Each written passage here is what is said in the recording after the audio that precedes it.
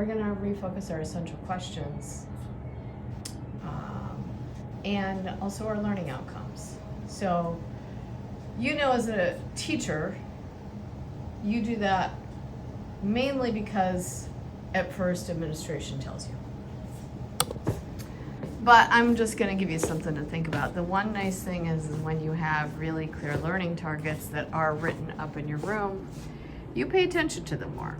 You're a little bit more explicit in teaching what you want kids to know and understand.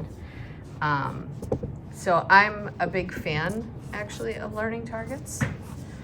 And yes, I know what they're learning, but sometimes even I forget like certain elements of the lesson, or really them being concise on what the actual outcome is. Plus it also kind of gives me like a checkoff list. So I actually use my bulletin boards in the back of my room almost like cue cards.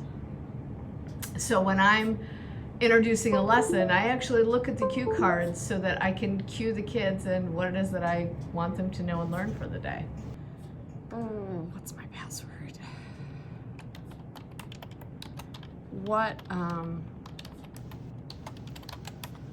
Not just what do I want them to learn for the day, but how can I differentiate it for certain kids?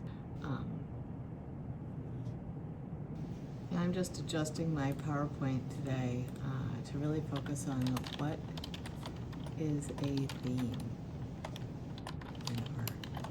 And that's going to be really kind of my focus of the day. And then we're going to talk about Jim Dine in this first lesson. What techniques did he use? How are they different than themes? Again, those are sort of my cue cards. Things I can ask students that are gonna hopefully unpack conversations, especially at a young age. Trying to get them to have dialogue and discourse has been something we've been focusing on in the district. So I like to think a lot about my questions and how I can, get them to engage, not on autopilot. Teacher at an awesome elementary school near Orlando, Florida. I am so happy that you're here. The content you're about to watch. Let's see, this art teacher, she produced these videos called Storybooks for Kids, and it's Kids Art Projects 101. And what I love about what she's produced is a bunch of videos that are so age appropriate. They're fantastic. They focus on Mondrain, Kandinsky, Kusama, just a really great introduction for students, and they're not too long so that the students actually focus. She asks really good questions of them. You can tell that they're thinking.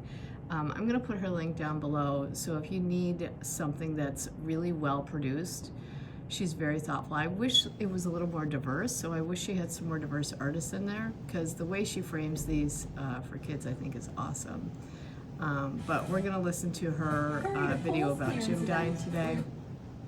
And then we're going to use those questions, and then we're going to talk about what we're going to do today and introduce Cassie Stevens, the actual activity. So, and I have done the activity live, but guess what? Kids are so used to watching videos, it just engages them. So if I can find a video that actually shows them sort of the strategy, the techniques of what they're going to do, that doesn't guide them too much through a specific project, I just find that it works really well for them.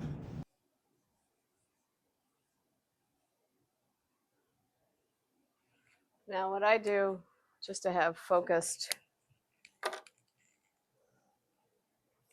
words, is I imagine you're in second grade.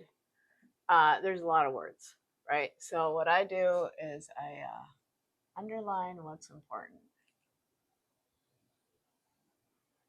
And you know what I find is that kids try and sound out the words. And yet another garbagey marker from Expo. I Thank you, Expo. Trash.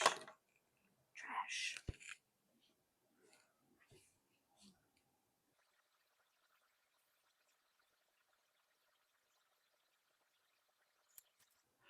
What is a theme in art? How do artists, need an apostrophe after that, explore themes?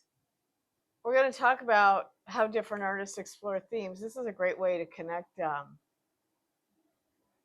artists that you aren't necessarily focusing on in a project. So while this is Jim Dine, I'm going to talk about Alma Thomas, Faith Ringgold, some other artists that I really want to highlight that are diverse. While we don't always have to unpack a whole project, I look at teaching as exposing them to art. And when they look at art, especially at this age, I find they're great storytellers. And if I think of more as I go, I'll put them up there. All right, so don't judge me. We're going into my art room, my storage room. This is where I cut paper. And cut.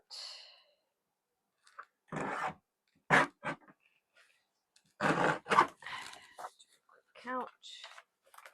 Should have about 30. 28 to 30 is pretty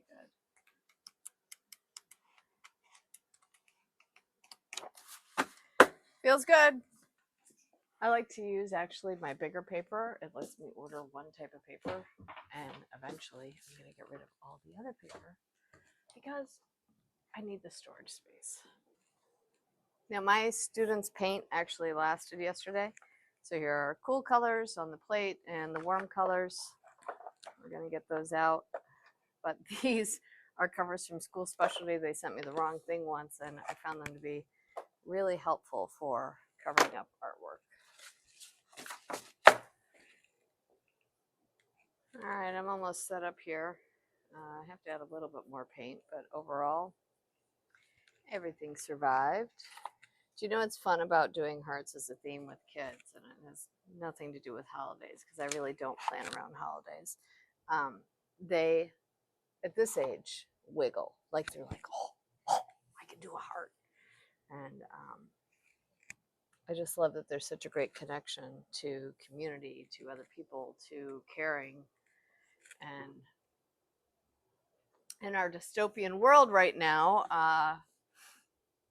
it's really important to stay focused on the kids and where their joy is.